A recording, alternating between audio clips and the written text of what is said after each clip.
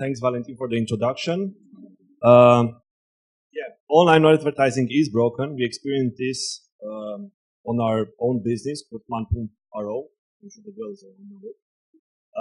Because we mostly sold women's fashion. And we confronted ourselves with this truth that Vali said. The conversion rate went up from less than $1 to $17, which is huge.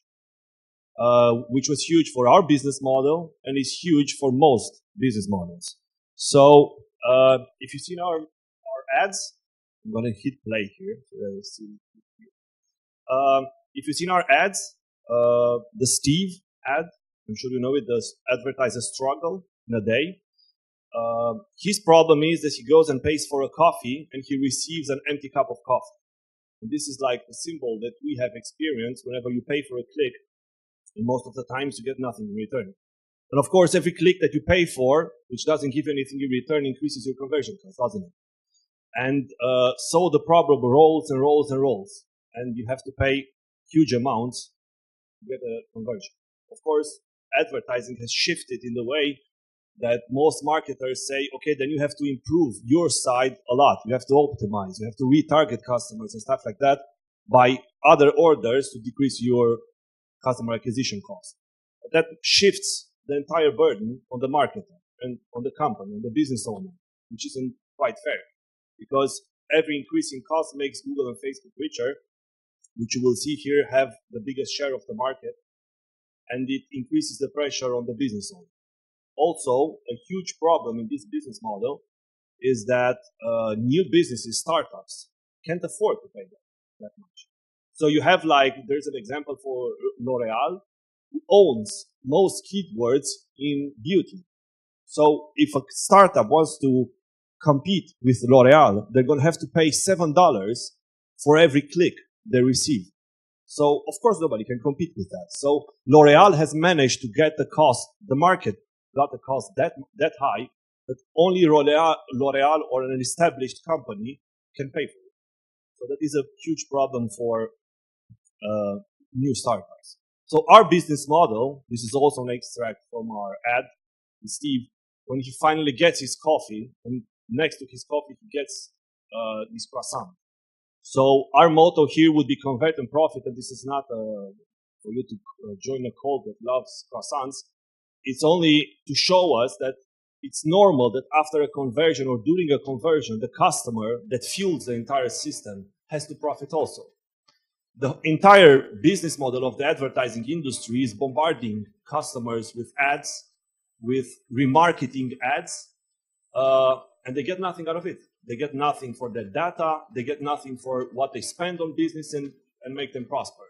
So at Impetus.One, what we are trying to do is not only focus on conversion, you're going to see it a bit later, but first of all, whatever money comes in the marketing, in the advertising industry, has to be shared with the customer. This business model until now that Google and Facebook and other advertisers are going fat on our money and the customers get nothing, for sure has to change. So, like I said, it's not only about conversions, it's also about perception. So every week, each one of you received a card when they went inside. I'm going to ask you to take a look at it.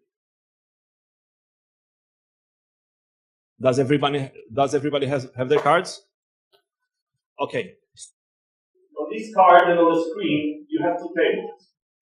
I'm going to have to ask you to tell me which of the two tables is longer and which of the two tables is more square.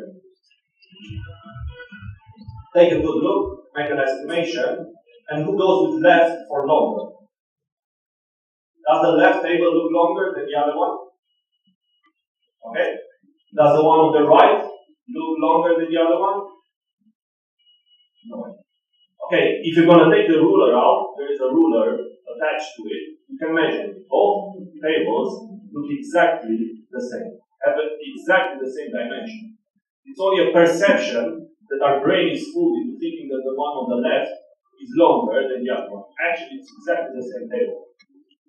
The thing is that perception can change reality sometimes. Even if, like, a very good example recently is McDonald's. If you've been to McDonald's recently, you've probably seen that they want to shift from fast food that is considered to be unhealthy to add menus like salads and stuff like that are more healthy. But even if they did that, if I'm going to ask you what you think about McDonald's, you're going to say it's junk food, it's unhealthy. Most of people think that McDonald's is less healthy than KFC. So they are doing a lot of work into changing their menus. But unless they do stuff to change your perception about it, there's probably you won't go. So perception is very, very important. And brands, while they attack customers with huge amount of ads, they lose the perception of the customer. They are going to be perceived as abusive. And publishers also. If you go on sites, I'm sure you went on sites, especially Romanian sites, you're going to see a lot of products about how to lose weight, how to lose 10 kilograms in a week and stuff like that. Whenever you go on a site like that, I'm sure you perceive the entire site as scam. Because it doesn't look good and it's untrue. So often publishers just take from the ad exchange whatever comes there, and they lose a lot in customer perception. So I'm going to just run quickly through the market and give you an intro of what, for most of the options that are out there, which are the classical PPC campaigns. King in this domain is Google and Facebook, where you pay per click. Then there's ad baiting. It's basically paying customers to view or click the ads. I'm very much against this, and our team is very much against this because this is a very disloyal way of attracting more engagement from customers. Then there's affiliate marketing. Affiliate marketing almost made it. The principle behind it is to be okay. You pay per conversion, but the problem is that the way they are registering the conversions makes the publisher try to throw as much ads at you to get your last click. And if they got the last click, if they got you in their cookie, then they can monetize you to do whatever else happens. So their motive is as much as possible to throw as many ads at you, never mind the quality, just to get your clicks. So there's another way of doing advertising that hasn't been addressed properly. There are some attempts, but hasn't been addressed properly, which is to try to nudge customers into fulfilling their life goals. And here there's an extra from a book that we all read. It's a very interesting book. I encourage you all to read. It's called Nudge, written by Richard H. Thaler and Sunstein. Mr. Thaler has a Nobel Prize in economy, especially for the things that we know in this book. So basically, he says that there's a lot of us, and I'm sure all of us identify, there's a lot of us that want to be more healthy, want to walk a lot more, want to ride a bicycle maybe more, maybe want to spend more time doing trips in the mountains, stuff like that. And all of us know that this is very good for us, very good for our health, very good for our family, whatever. How many of us do? Few. We probably time blaming on time, we don't have enough time, or maybe don't have enough motivation, or whatever. But the thing is, the fact remains, these are good things for us that we don't do. And these two guys say in this book, we interpret the statement, I should be saving or dieting or exercising more, imply that people will be open to strategies that will help them achieve these goals. In other words, they are open to a nudge. They might even be grateful for it. And this is not something that we think might be true. This is something we are sure that is true. And this is what we are building our business model on. We know and we think that customers will be quite grateful if we're going to have brands nudging them into fulfilling their life goals.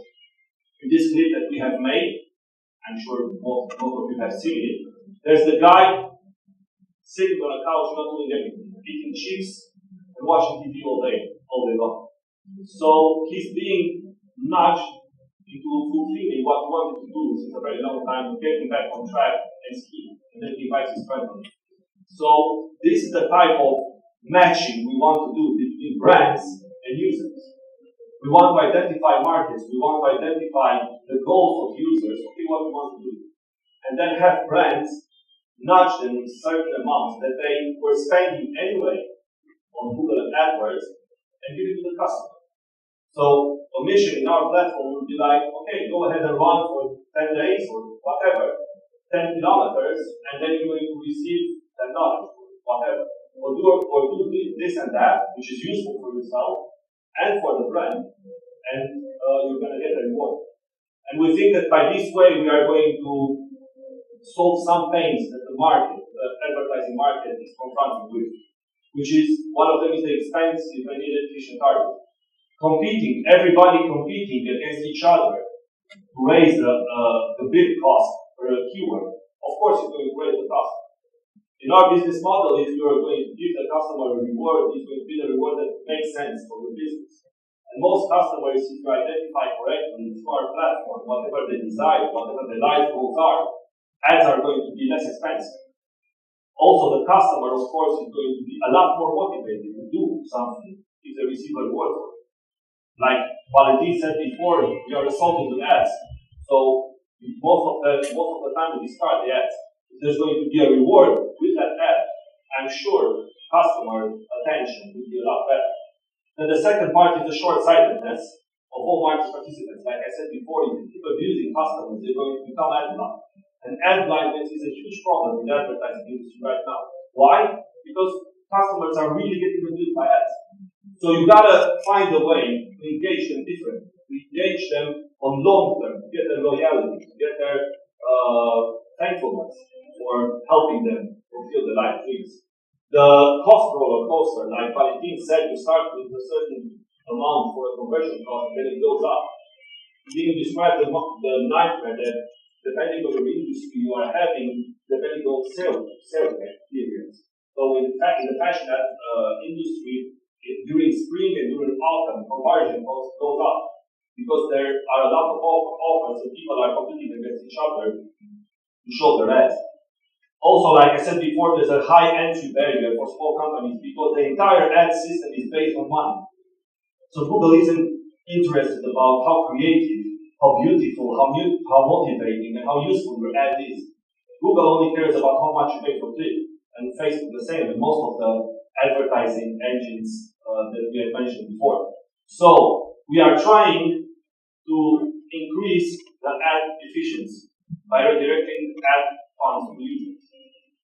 We deeply believe that if you are going to reward customers for their action, they are going to be a lot more engaged. Also, this is a principle that should work in a lot of layers in our economy, revenue share.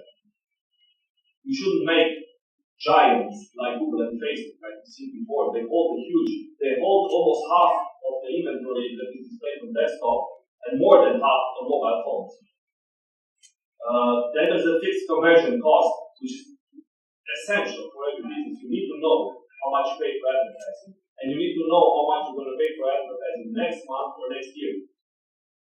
Also, there's the network effect that we are going to invite friends into challenges. This is one app that we are having called Impetus.One. So whenever you go somewhere, we'll invite your friends, and they will stake some amount. We're going to dictate the stake. So let's give you an example. We all came to this conference, and we had, I think, like 200 something subscriptions.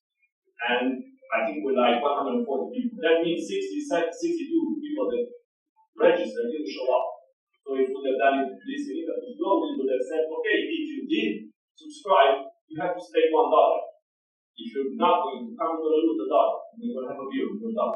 So basically, we are trying to engage customers and then engage their communities. Once you have those communities engaged, you're going to have markets that advertisers are going to be able to target. Also, we are very interested in the wider spread of cryptocurrency use. There's a very big barrier that people are trying to lower it for people that are not very technical to enter the crypto world. And this is a problem. I mean, my wife wouldn't use cryptocurrencies for nothing in the world. I mean, as they are right now. But if she would have a mission, and then if she would have some cryptocurrencies in her mobile app, she doesn't even need to know that it's a wallet, a crypto, on the blockchain and stuff like that. That's relevant. But you will see the power of cryptocurrencies being able to send it instantly, or almost instantly, because on Zilliqa do instantly. You can send it everywhere with almost no commission, which is totally different from the banking system, as we know. And of course, there's social nudging. There is this principle of brands with purpose and CSR, corporate social responsibility. We want to encourage brands to shift their way of looking at the market and seeing what they can do for the customers. So we want customers to educate the customers and see that they have a lot of power and they can have brands work on their side and working for them instead of abusing it. A very important principle of our business model is that we are mobile first. Our entire platform will revolve around the mobile app. We want to be close to the customers. We want to have a very short feedback loop. We want to know what they are paying for, stuff like that. And that is going to be very useful for us, and it can be accomplished only by mobile targeting. Also, a very important component of our platform is the AI engine that will build ad relevancy. If you don't serve relevant ads for the customer, then the whole castle of cards can come and crumble. So we are not going to take into consideration, like Google and Facebook, not only the ad cost, but we take into consideration the age, the health, the vision, enrollment, their installed apps that they have on the phone, and very importantly, we are trying, and we will have a very open policy about accessing the private data of the customers. We believe that customers will be able to build very good ad profiles if we keep an open discussion with them. So it's going to be like after we enroll into a mission, you're going to be asked very soon, did you like the mission? Would you like to see other missions like that? Didn't you like the mission? We think that you might like that mission and stuff like that, because it's very important for customers to give us feedback so that we can deliver the most relevant ads for them. Other advertising agents are doing this like behind the customer's back. You see the recent scandals with Facebook and stuff like that. But I think there's another way, and it would be a very good way in educating the customers to take charge of their private data. So, of course, at every platform that you build and you want to be successful, it has to be error tolerant, because we are humans. Humans forget. Humans are not robots. There are parts that we do not understand. So we deeply think that to make this platform work, we're going to have a token with a fixed price. To have a token with a fixed price, we're going to lock the tokens into our platform. So an advertiser that comes into the platform and wants to make an ad campaign is going to pay, for example, $1 to the customer, and 30% they're going to pay to the platform, which means 10% for us and 20% for the publisher. So whenever the customer will want to cash out, he's going to receive $1 from the token. It might be a different value on the exchange. You will have the possibility to take the tokens and go on the exchange if it's more expensive or if it is technical. But most customers, all customers, will have the possibility to cash out at the price of $1. It has to be this way for brands to be able to use the platform. You don't want to pay, you don't want to promise to a customer that he's going to receive $1 and then because of the markets, the next day his token is worth only 50 cents. So there is the other thing of usefulness of our platform. I mentioned a couple of our use cases. There are a lot more. Eugenio Ordonescu is going to talk in a couple of minutes about our collaboration with European region of gastronomy. The CBU is going to be in 2019, where we're going to have culinary editions together with them. But use cases, of course, don't stop here. I mean, think of, if you look in our white paper, you can look at the use cases we try to figure out. Like Tomorrowland, we have like a circuit of scenes you're going to have to you can visit. But what we mostly like is the use case of Nike, and me personally, I like the use case of Salomon. And we are in discussions with ski resort Arena Plato, Chile, View, trying to reward skiers for the amount of skiing they do on their in this resort. So they are going to reward customers for starting more than 10 kilometers ski on their resort. And the money they're going to receive, we are trying to find ways for users to be able to spend inside the resort. And also Nike could reward somebody for walking or for running and stuff like that. So this is about it. We are a group of experienced entrepreneurs. We have a lot of experience in marketing. We have behavioral economics expert, Michael Stevens, isn't here, but he and Eugenio Donescu wrote a very good paper on our white paper that gave us a lot of good information that we included in our business model. And of course, we want you on our Twitter feed, we want on our Telegram, and keep reading our media posts. So this was it. I hope you like our business model and stay in touch. Thanks.